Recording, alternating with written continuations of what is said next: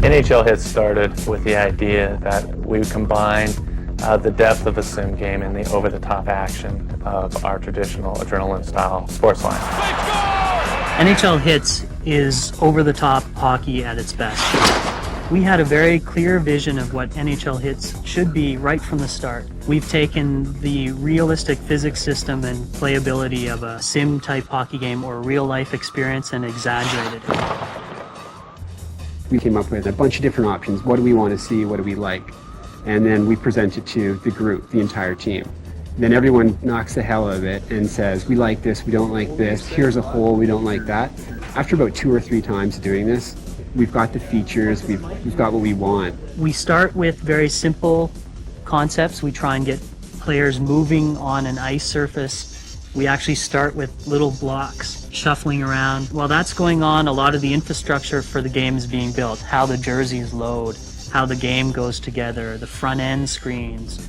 Everything is being worked on at the same time and comes together at different points. Because the game's so fast, and if you don't look for it, you'll miss a lot of the details. Like if you look at the goalies, for example, their pads are like I couldn't have modeled them any more realistically. They have every bump, every ridge, every little guard. It's all there, every little strap. So we went in and tried to put in as much detail as we could in the players to make them look that much more real, and then we kind of superheroized them a little bit so that looked that much more mighty when you're smoking a guy on the board. The big difference with NHL Hitz compared to what's out there is the extreme action.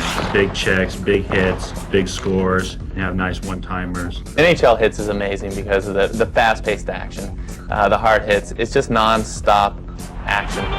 In NHL Hitz, we have a 3D crowd.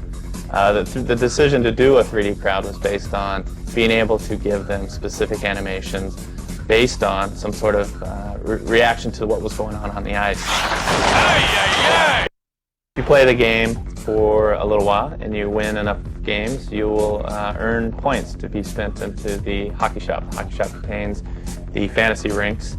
There's 15 rinks. We got our heritage jerseys. You can buy teams, some of the fantasy teams, as well as the heads.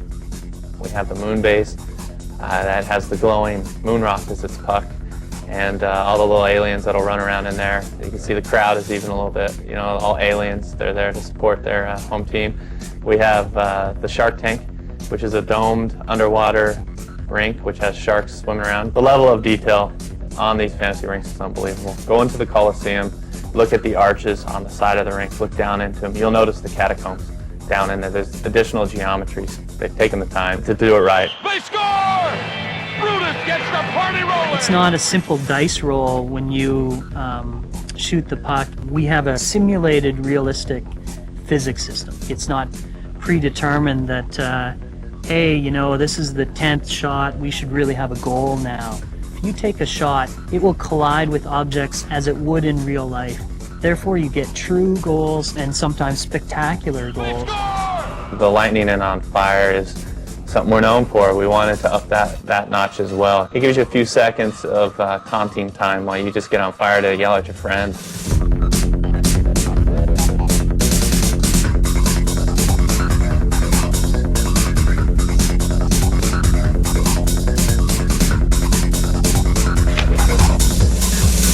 NHL Hitz is just like real hockey. We've got big hits, big shots, big goals. It's a blast. If I was a first-time player, probably go into exhibition mode, put in replay, and go and check out the crowd. There's probably something really cool in there that's going to make the game a little more fun for you.